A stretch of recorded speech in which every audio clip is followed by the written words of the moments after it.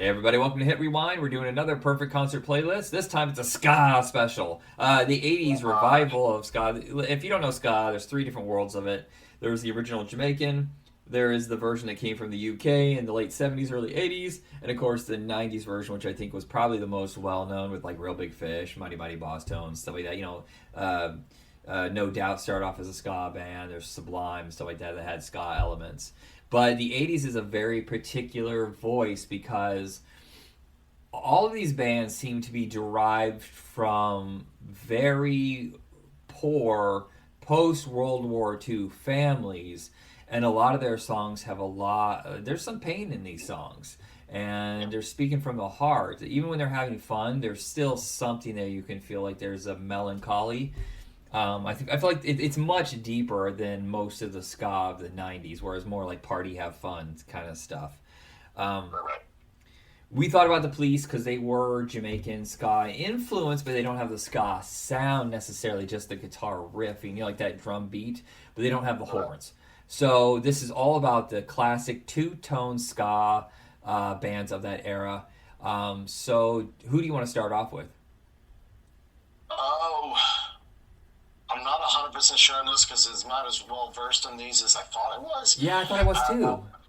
I'm going to go off with the specials, probably. Okay. Do you remember in college when I had that double CD, the two-tone collection, where it was a lot of this stuff, but mixing in like everything of that era? Do you remember that double CD? Vaguely. Yeah, I think I got it from Aaron. Aaron Hawley was like our friend who really knew obscure stuff, or forgotten stuff, because he was always going to the rare record stores in Fort Wayne, where we lived in a small town where we just had On Cue and Walmart for albums. Yeah. All right, so go ahead. Okay, so not really knowing a whole lot about this band. I think the only song I think I've ever heard is "A Message to You, Rudy." Yeah, okay. Started off with that one. Not that there isn't some good stuff here, but I did have a difficult time finding a full 10. So we're at 7. I struggled a little And bit then too. our Yeah, opener. What's that? I struggled a little bit too. I did not get my full 30. Alright, so I have "A Message to Rudy," and of course, no particular order on these. Gangsters was fun. "Enjoy Yourself," it's later than you think. Which is I a like that one. cover. That's a cover of damn it, he sang "Pennies from Heaven." Louis Prima. Yeah, I found in all three of these bands, there's a whole lot of covers that I didn't realize were there. Yeah. I'm like, I know this song. The vibe's totally different, but I know this song. Uh huh. So I look it up, and I'm like, oh, sure enough. I'm like, so I battle myself back and forth on whether I should include it because it's not one of their originals or whatever. I'm like, but no, they made a hit out of it. I'm gonna put it in there. You Yeah. know? If you give it your own vibe, like that Right, separates right, it from the original, I think that's like you're making it your own. So I include those. right, right. So there's another version of "Enjoy Yourself" that's a little slower version that I almost thought about sending them out on, but I decided just not. Yeah. Um, "Do You Nothing." We were talking earlier before we started here about I misnamed a theme song from the Mission Impossible. Thought it was James Bond. It's not. This was the other band I was talking about. It's called Socket 2 JB. Okay. It's all about James Bond. "Rude Boys Out of Jail," and "You're Wondering Now."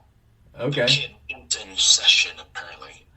And that's what I ended up with. I There's think all. all. Yeah. I I think. don't know if I'm giving them a fair shake or not, Uh huh. but to me, the little slower, this more version of is not really my jam.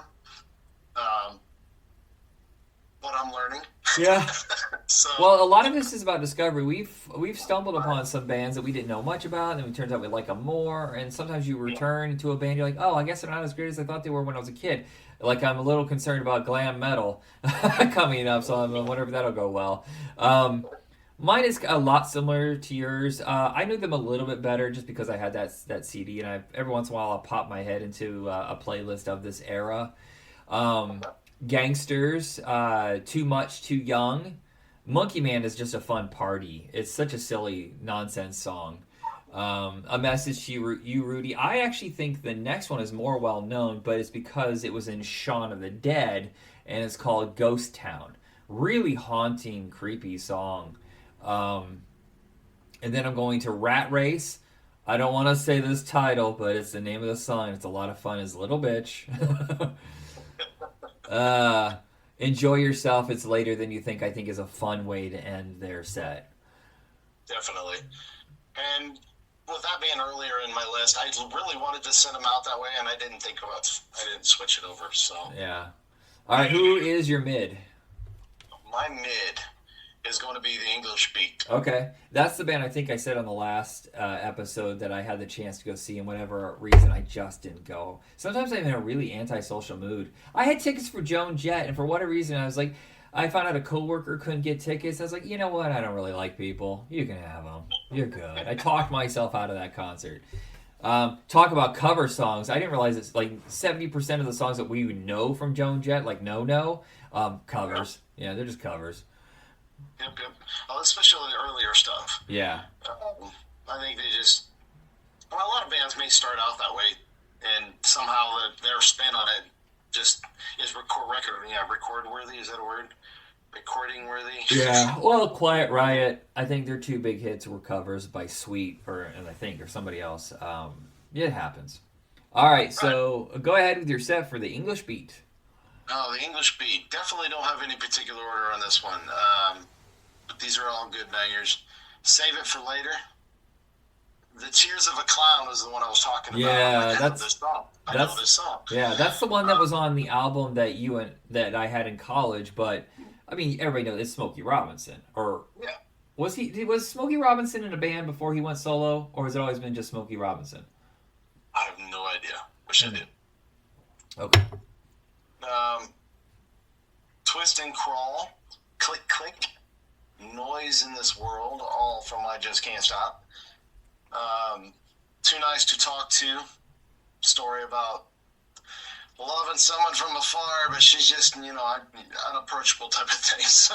Oh, a song about my life then. Sometimes we just gotta get in there.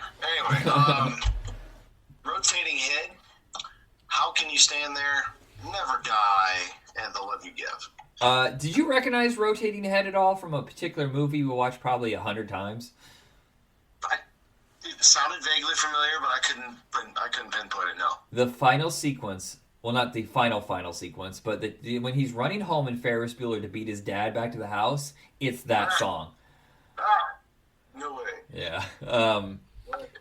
So mine is pretty similar to yours too. Mine starts off with Mirror in the Bathroom. I feel like that hard pounding like bass or whatever, and then slowly bring the lights up and everybody loses their mind. Maybe Tears of the Clown shouldn't be second. I feel like it's not as fast paced to come off of Mirror in the Bathroom, but it's just there.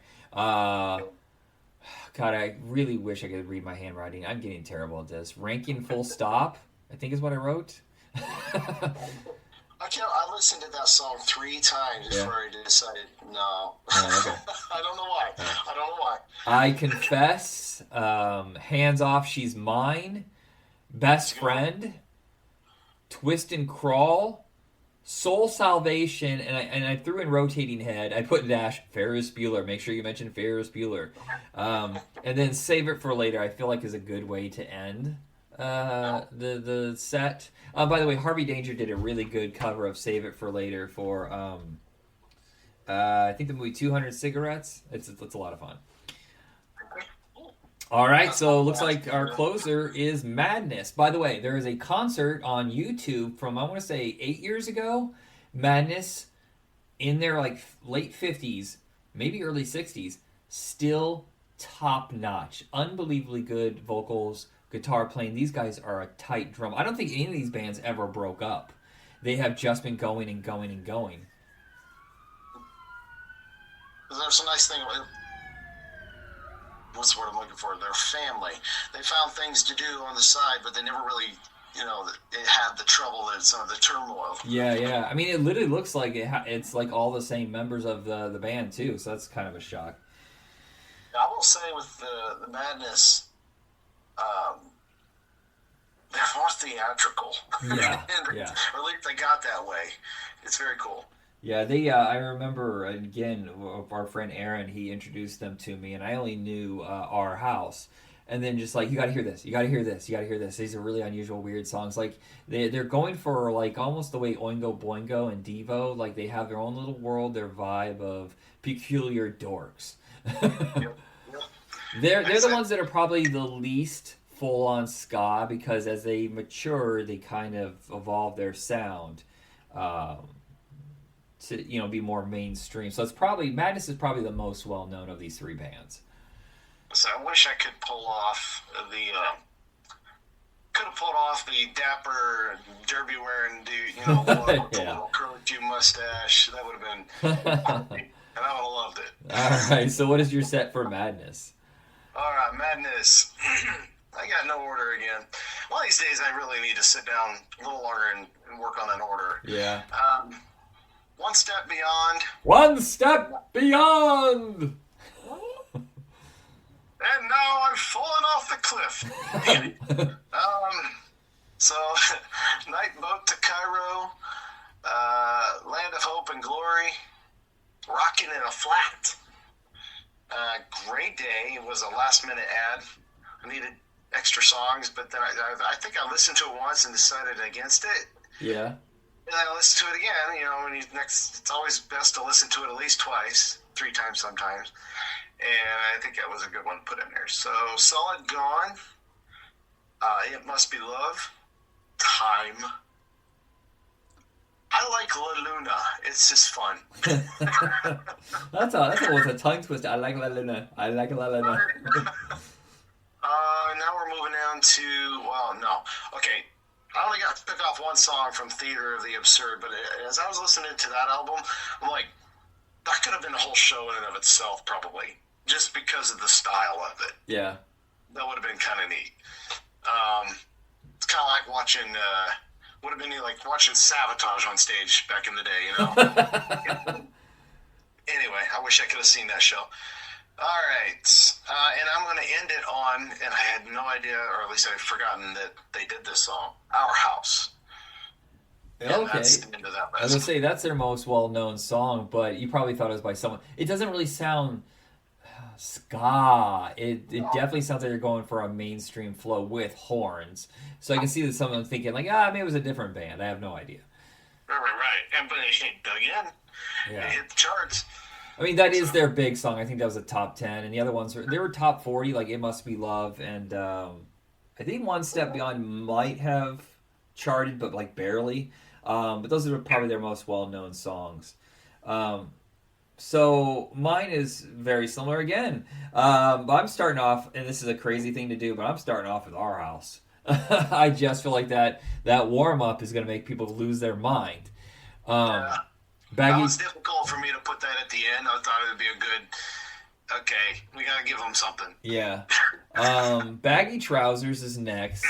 Bringing it down a little bit for It Must Be Love. Maybe a little too soon in the concert, I'm not sure.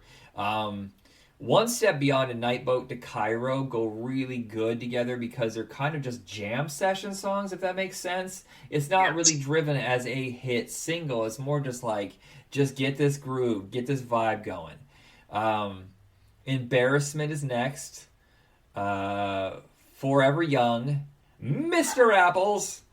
Sun in the Rain. The Prince. And I'm finishing it with Grade A. Okay. Or as as a giant monkey would say, Grade A. Grade A.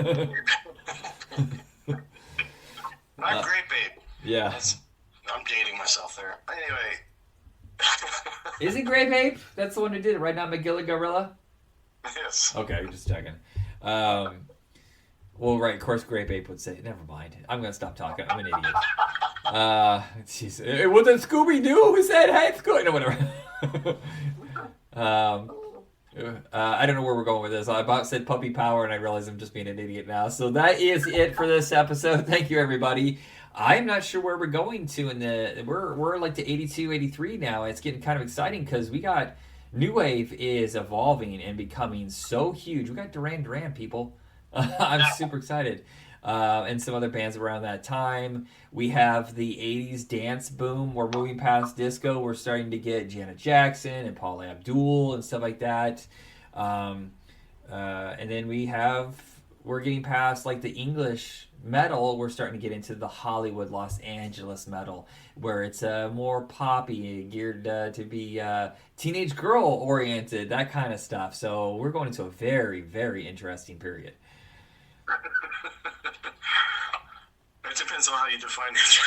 Yeah, but I do love going through this history book and rediscovering or giving it more credit than it deserves. Look, I crapped all over glam metal for the longest time, hair metal, whatever you want to call it.